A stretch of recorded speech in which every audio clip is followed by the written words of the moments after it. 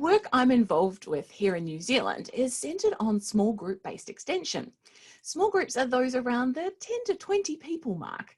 Definitely no more, because then it's not a small group and people have the chance to hide and not engage.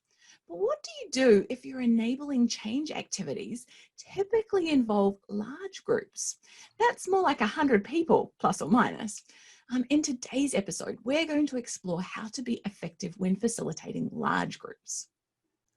The tricky thing is that it's hard to get engagement in large groups. I'm sure you've all been there. You're sitting at the back of a marquee at a field day, or you're sitting at one of those round tables at a conference with hundreds of people, and you find your mind wandering. You start thinking about lunch and what might be on the menu. You start composing an email that you need to send, or is that just me? It's definitely not just you, John. I think the trick is to work through how to make a large group into small groups for the sections of time you have with them, because it's in small groups that you can get engagement. This could be as simple as asking people to turn to the person next to them and talk about the topic at hand, or maybe just discuss a simple question. The ultimate is being able to break a large group into groups of 8 to 10 with a facilitator nominated for each. Then you can really get things humming. Now, if this sounds like the most impossible task, that's fair enough.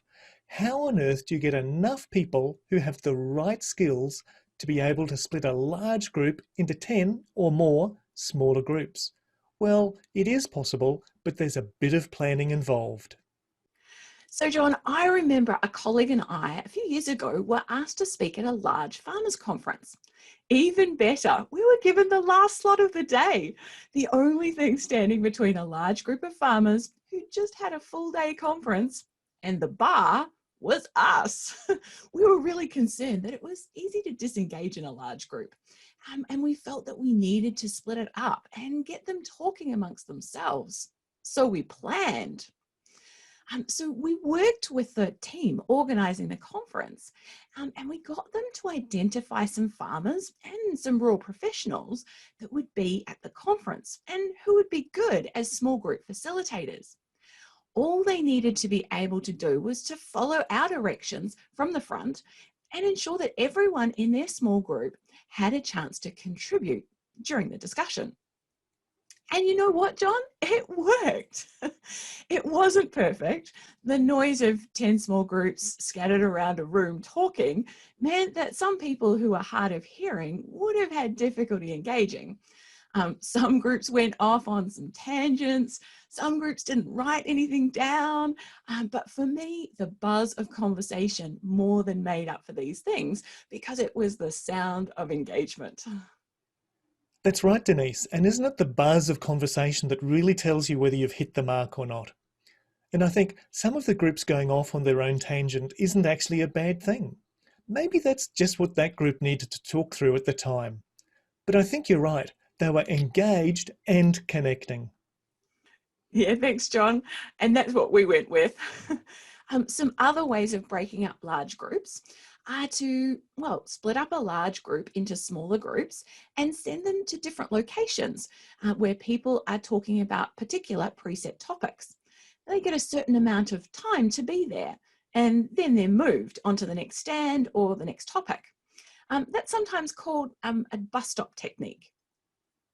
Another way is easy to do on a farm tour when people need to jump into vehicles. This means they have to be split into small groups to actually fit into vehicles. So just remember to give them a question to discuss while they're driving between sites. While they might still end up talking about the rugby, at least you've given them something to start with. And don't forget to allow the small groups to share their ideas with the larger group.